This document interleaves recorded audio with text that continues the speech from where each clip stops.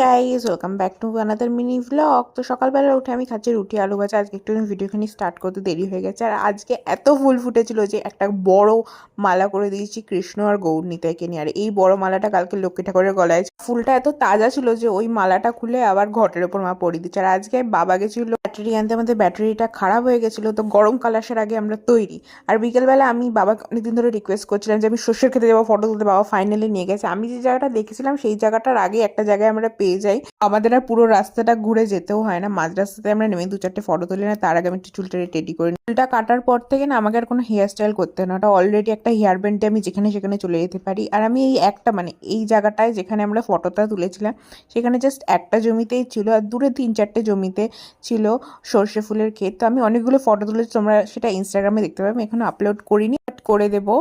মোটামুটি অনেকগুলো ছবি ভালো উঠেছে, অনেকগুলো কারণ আমি মোটামুটি 52খানা ছবি ডিলিট করেছি। ইম্যাজিন কতগুলো ছবি, আমার কোনো ছবি নিজের মন মতন হচ্ছিল না।